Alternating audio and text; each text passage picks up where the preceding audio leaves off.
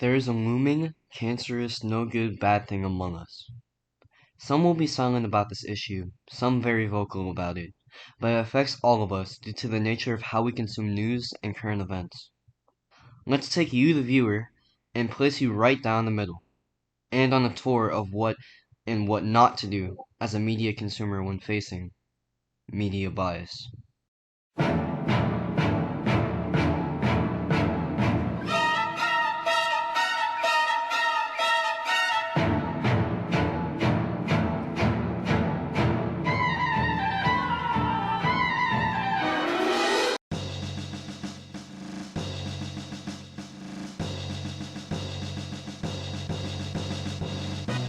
According to Google.com, bias is the prejudice in favor of or against one thing, person, or group, compared with another, usually in a way considered to be unfair.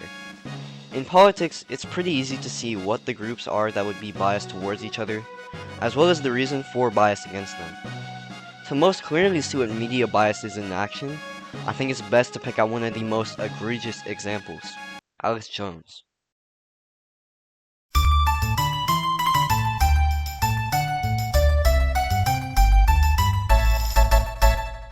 The term neurocasting means to speak with intentions of only casting to a specific audience. For example, you wouldn't go to ESPN unprompted as an 80-year-old grandma who loves to crochet and play bingo. In politics, Alex Jones may be the best example of neurocasting I've seen in a while, mostly because his takes on topics are not only biased, but also throw in little bits of extremism, which get rid of anyone who will not buy into his takes on issues. The topic I picked for today, affirmative action, unfortunately does not have a video by Alex Jones, but does have an article, and I'll put all the outrageous jabs and takes into a little montage.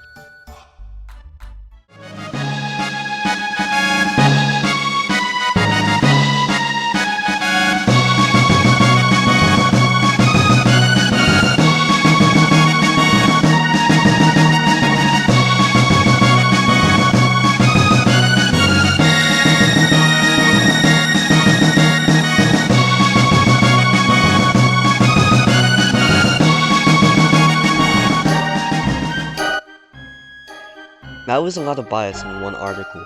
Not only that, each screenshot taken has at the very least a hint of bias, whether taking stats to skew them towards an agenda, leaving some out, or straight up attacking opposing parties, aka the left.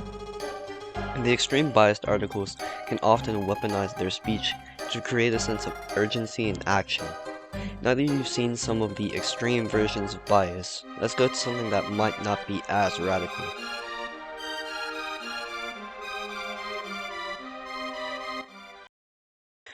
The main focus of this part will be on an article produced by the American Civil Liberties Union and Fox News.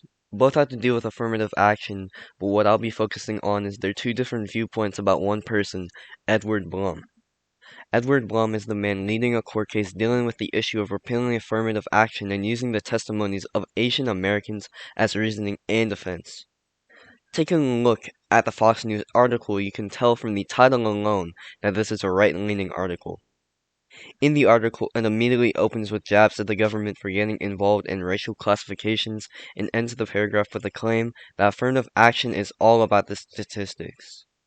He then brings up the reasoning for why Harvard would not want 43% of Asian Americans to be in their schools, and closes off the article with a saying that minorities can't compete without an unfair advantage, and that the said unfair advantage will attach a stigma to the people it affects. The opposite of the Fox News article, the title of the ACLU article shows it is a left-leaning article. The ACLU paper starts off with it putting out a bold claim. Blum is taking this case to divide racial communities. Blum, who lost a similar case before, is described as someone who put together an organization and used the race Asian Americans to get another shot at dividing minorities. The article ends off saying that these are attacks on all races, as giving a call to action as closer to take all threats to these divides seriously.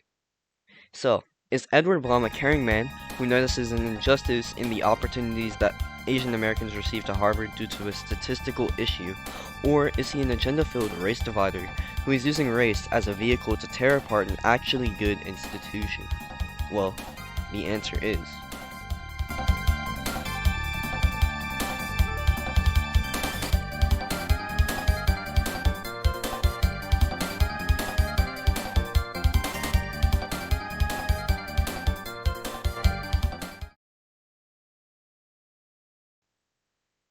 The answer is to make your own conclusion.